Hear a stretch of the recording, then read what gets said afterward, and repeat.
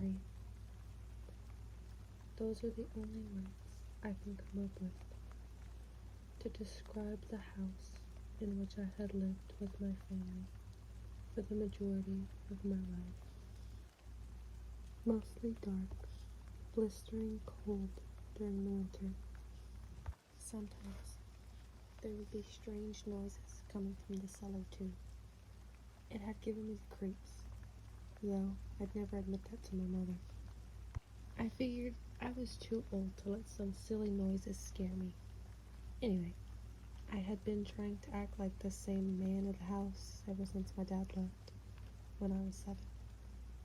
I had always hoped I would never turn out like my father, whom I hated with a burning passion. As far as he goes, I suppose I'd better just leave it at that. I lived in the house with my mother Linda, my uncle Kevin, on a vast piece of land in Steenan, Indiana. Steenan was a tiny piece of shit in the middle of nowhere. Nobody liked living there. I didn't have any friends because I was homeschooled, and I'd never even seen another kid my age in Steenan. Since we almost never left the house unless my mom had to go into town to buy groceries. However, I was always very close to Uncle Kevin. When I was little, he would tell me ghost stories right before bed, which Mother hated. "Stop it, Kev, you're gonna give him nightmares," I would snap. Oh, and did I get nightmares indeed. Sometimes it seemed as though the nightmares refused to end. They crept into the back of my mind like spiders crafting a web. The story he told most often was one about a monster with a contorted body and black eyes. According to the legend, as Uncle Kevin called it, even though I knew he made it up himself, the monster would come into your room if you were awake past your bedtime and hide in your closet, watching you the whole night. Of course, this was just a silly little tale that Kevin would tell me, so I wouldn't stay up late. Even so, I can't tell you how many times that horrible creature has popped into my head over the years. On this particular night, I decided to go to bed early in an attempt to sleep off a pounding headache. I lied down on my icy bed and sank underneath the covers, hiding my face from whatever may have been lurking inside my head. After setting my glasses down on the nightstand beside my bed, I reached over and I flicked the light off. The darkness made me feel alive in a very strange way, almost as though I was mesmerized by the nothingness. As I look around the room, seeing almost nothing but the pitch black darkness surrounding me, I felt entranced, as if something was forcing me to look. Of course, there was nothing to look at least, not with my eyes. It couldn't have been anything, right? Right. Just my mind playing tricks on me in the dark. No big deal. But in a moment of childish curiosity, I decided to peer out the window just to make sure I was hearing nothing more than a tree branch brushing up against the glass. But then it hit me like a bag of bricks. There is no tree next to my window. Still, I decided it would be better to sleep it off and think more about it in the morning. It was probably all in my head. It had to be. I found it unusually difficult to fall asleep that night, as if somebody or something was trying to keep me up. I woke up the next morning with that sound still locked in my brain. It had to have been coming from somewhere. But where? Shit. I had no idea. But then I remembered. The cellar. I built up as much courage as I could muster and slowly crept down into the abyss. I hadn't been down there in a year, maybe longer. I had almost forgotten what it looked like. Nothing but clouds of cobwebs and stacks of cardboard boxes shoved against the wall. I ran into a couple of boxes until I stumbled upon a picture. I had drawn when I was a child. It was a sketch of a grotesque creature. It definitely wasn't human. This thing barely even had a face, just dark black eyes, no mouth. Its body was tall and thin, and it was contorted into a shape that I had never seen before. The more I looked at the drawing, the more I was reminded of the story my uncle used to tell me. It appeared to be raining above the creature, and towards the bottom of the paper I had scribbled, "Please stay awake," in giant letters. I didn't know what the hell that was supposed to mean, but I folded up the paper and stuffed it in my pocket. I quickly made my way up the staircase into the kitchen and went about my day as usual, keeping that drawing in my mind, trying to remember what it meant and why I'd drawn it in the first place. I looked outside and noticed that it had begun to rain. I didn't want to think about that creature any longer, so I walked into my dimly lit room, plopped into my bed, and fell asleep before I even knew it. When I woke, it was exactly 3 a.m. This night was cooler and darker than usual.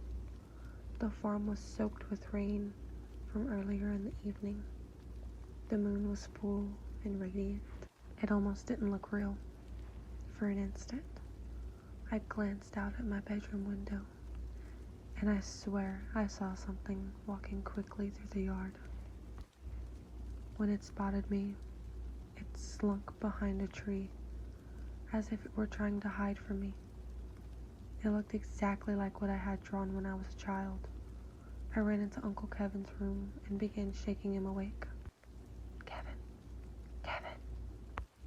He rubbed the sleep out of his eyes. "What's up, bud? It's late," he asked.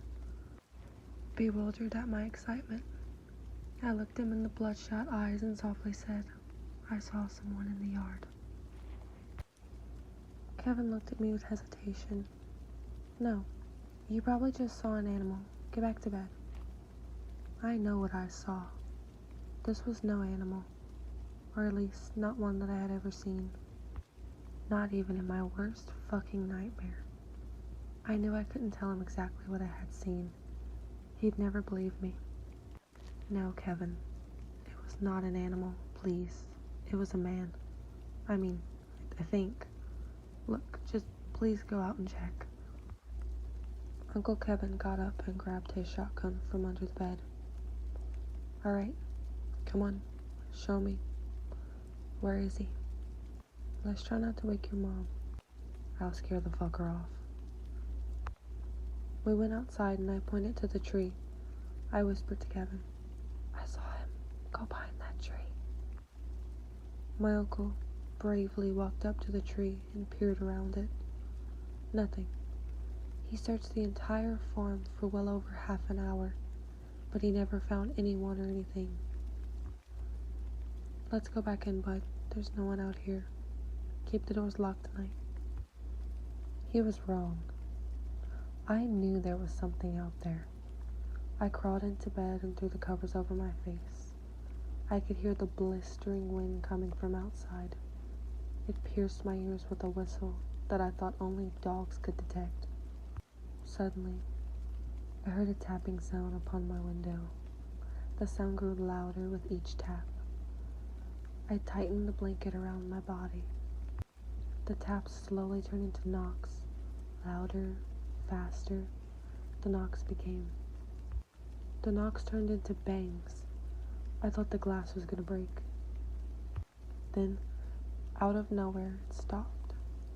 No more taps, no more knocks, no more bangs, no more wind. I was relieved. Suddenly, I heard a low, chilling voice in my ear. "Please, stay awake." It couldn't be. No, it couldn't be. I ran into the hallway, ready to make my way to my mother's room, when I saw it. Whatever it was, I still don't know. It was holding Kevin's lifeless, mangled body in its arms. Carved deeply into my uncle's torso were the words, "Please stay awake." I tried to let out a scream, but only silence filled the dead air.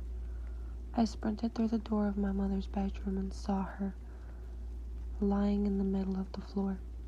She was covered in blood, and her left arm had been ripped straight out of its socket. Written next to her in her own blood were the words, "Please stay awake." I began to sob, and when I turned around, the creature was gone. I didn't know where the hell it went, and I'm not sure I want to. I closed my eyes as tightly as I could and let out the loudest scream I could muster. I called the police and lied down on the cold, now blood-soaked floor, waiting for them to arrive. It felt like hours. Finally, the police showed up to find me in the fetal position next to my mother's corpse. I told them everything I saw. I showed them my drawing, and I told them about the taps, the knocks, and the bangs. I told them what I'd seen outside, but of course, they wouldn't hear a word of it. Why would they? All they could see was a lonely kid hovering over his dead mother. Her blood covered my clothes almost as much as it covered the floor. It's cold in this cell. It's dark and lonely. The silence is the only saving grace. Constant, peaceful silence. Tonight, it's raining outside. It's colder, darker, and wetter than ever. But, unfortunately, I must stop writing now. I just heard a tap on my window.